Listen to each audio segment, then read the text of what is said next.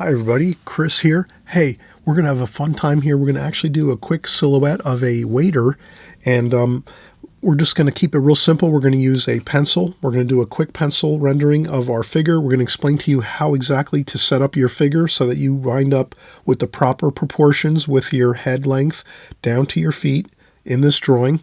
We're also going to explain how we're going to use some ink, some sumi ink, to paint in your figure, how to use that to kind of sculpt and work your figure nicely so that you can actually make some corrections if you want. So sometimes if your pencil drawing isn't quite perfect, you can actually use your sumi ink to fill in as you go, because once you start painting in your figure, you're going to kind of notice, you can kind of see things come to life a little more, and you can actually add and subtract some things if you want to with your ink. And we have our simple Simply Simmons watercolor brush here that we use on a constant basis on my channel. We're going to use that too as well. So we have our pencil, our watercolor brush, we have some sumi ink, and we're going to use our sumi ink to paint in this figure of this waiter, and you're going to have a great time. This is all about learning the figure, getting more familiar with the figure, the human form, and we're going to have fun doing it. So let's get started. We'll get into the pencil sketch next. All right, everyone, we just saw the finished painting. We're going to do some ink work today, and so we're just going to do some basic figure style painting with ink. So we'll start out with a pencil drawing, and we'll go from there. I think we're going to do like maybe a waiter. Let's do a waiter type figure. So I'm going to just make sure I stay in the correct. I'm going to use my pencil here just to make sure we're in the proper. I stay on camera here like this. Okay, so we have our layout here correctly. We got our pencil line there. All right, so we're in good shape here. So let's just have a fun time. Let's do a waiter here. So we have the head there, and then the shoulder down here. And then there's maybe a towel and a few things like that. And then we're going to come over here. And again, we're not going to take too much time suffering over details on this. We're just going to try to go as best we can. We're going to try to do this contour drawing, which we're going to get the head first. The size of the head is the starting point. And we always talk about, when we're doing figure work, the human form is about 8 head lengths in height. So if we just take our ruler and say, okay, well, how large did we make this head length here? And we look here and say, okay, we made it 2 centimeters. So if we go 2 centimeters, and then we go 4 centimeters, 6, 8, 10, 12, 14, 16. That should be 8 head lengths. 1, 2, 3, 4, 5, 6, 7, 8. So that is the correct height for our human form, about 8 head lengths, 7.5 or 8. And then we could put a line there at the bottom and say, okay, that's good. We can fit our figure within this rectangle that we've just created. So that's why we always try to create that rectangle when you first start. This way you kind of have an idea of what you're working within. So we wouldn't want to start the head too large, and then when we add up the scale of the head, let's say our head was 3 centimeters. If we started out with a head that's 3 centimeters tall, then we would wind up being off the page. Like we would be going too far down, and then we wouldn't be able to see the bottom of the feet of our figure. So we want to make sure we fit our figure within this rectangle here, this square. So I just want to make that clear. So you have to use your first bit of information, which is your head length, to make sure that you're scaling your figure accordingly so that you fit within your rectangle, your square, as you're drawing it. That's all. That's really as simple as that. Then, you come over here. We're doing basically a contour drawing. I'm going around carefully, just looking and seeing if I can kind of get the feel for the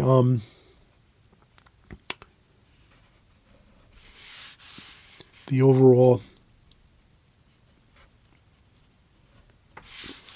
look of this. And then we have the tray like this.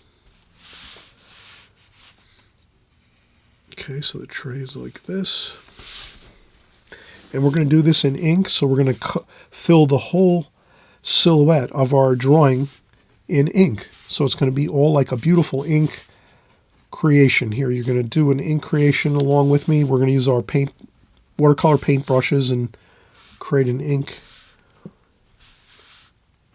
painting. Okay, so then now we're going to come down and do our legs.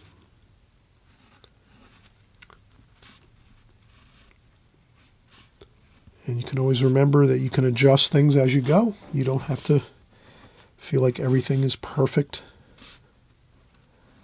You can do some creative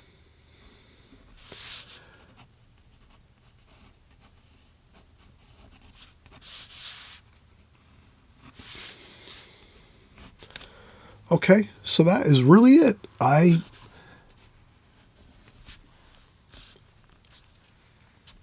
feel like that is perfect.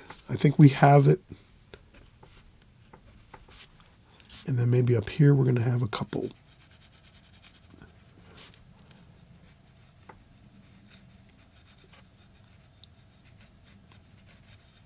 Okay, so we're going to have a little bit of creativity there with some martini glasses and things. And all right, let's come back and we're going to do the ink portion of this, which we're going to use a watercolor brush with some ink. So I always mention that I do use ink and wash quite a bit on my channel. I haven't done it, on a consistent basis all of the time, but if you type in Chris Petri ink and wash, you'll find that I have at least 10 or 20 ink and wash videos. So I hope you look those up. They're my archives in YouTube. So you just type in my name, Chris Petri, and then you type in ink and wash, Chris Petri ink and wash, hit enter in YouTube, and you'll find that I've done about 10 or 20 ink and wash videos. I like to do them, and I do them often actually, on a regular basis somewhat. And then all we're doing here is using the ink in an inkwell. We have Sumi ink here, Yasutomo is the ink. I use Sumi ink, as well as Speedball. Speedball makes great black Sumi ink or black ink. And I use, any watercolor brush that I have. I will use probably this one here. I'll maybe use my Simply Simmons watercolor brush. Perfect size, actually, for, I think, this painting. So we'll use this. So you'll see how we kind of just go right through the process of using some ink, Sumi ink, which is permanent ink. So once it dries, you can paint over it with watercolor washes or get it wet and it will not reactivate. So it's a beautiful permanent ink. And we'll kind of just do this figure of a waiter. And it's going to be fun. You'll enjoy it. And so we're going to get started in just a second with the painting of this. And okay, we'll get started in just a second. All right, so we're getting started now with our ink painting. So I just use my Sumi ink I put into an inkwell. These usually, I've had a cold recently, so I use the cough medicine measuring cups for my inkwells sometimes. But you could use, you can buy these too online on YouTube or, on Amazon and so forth. But what we're going to do is we're just going to get some ink, dip that into the inkwell, our brush. And this is, again, my number 9 Simply Simmons round brush. It's a synthetic brush. And let's just, we're just going to do a silhouette like this. So I hope you'll enjoy this. This is just all about getting a feel for the human form for the figure. So if you're working with this, using some Sumi ink, you can render some beautiful figures pretty quickly, and you can really get the feel for sculpting the human form. So this is kind of like, if your pencil drawing is not the greatest, that really doesn't matter, because when you start to use your ink like this, sometimes you'll be able to actually sculpt and correct and make things look a little bit better. You can almost make corrections with your ink as you're painting. If you think something needs to be a little thicker, a little thinner, your lines, you can do that. So that's why it's great to use this type of method. And you can kind of see, I'm just going to go quickly here. It's actually a lot of fun, and it goes actually quick. You can render some really beautiful figure work quickly, effectively, build up your confidence with your figure work, and trust me, that's what it's all about. Just getting a little bit of practice time in on your figures, and it does wonders. And there we go. We're going to do the platter up here like so. And then I'm going to do the little bits of cups up here and saucers and glasses. And we even have a martini glass up here. Look at how good that looks. Nice martini up here. Can't go wrong with that. A little olive at the top maybe. So you have fun with this, you relax, you have a good time with this. And it's just a matter of practicing, putting in a little bit of time in. You'll be surprised. Each time, each minute, you'll find each minute you put into your practice, you'll be a minute better. If you practice 10 minutes, you're 10 minutes better. If you practice 2 hours, you're 2 hours better. If you're practicing 10 hours, you're 10 hours better. And you just keep working from there, and you're always going to be making progress. It's always progress. You'll always make progress as long as you're just sticking in there and doing some work and having some fun with your practice and your paintings. Okay, so I'm just going to do everything like this with the black ink. You can leave some white highlights in here and there. That's another thing to practice, leaving some white highlights here and there when you do your figures. Maybe if the light's coming from this direction, you'll have some lights on this side of the figure, like that.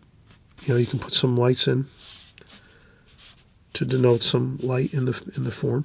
And of course, if the light's coming this way, you'll see a little bit of a shadow over here. So you can put some shadowing here, like that. Then you can add some water to your Sumi ink, which is absolutely advisable, wherever you want to.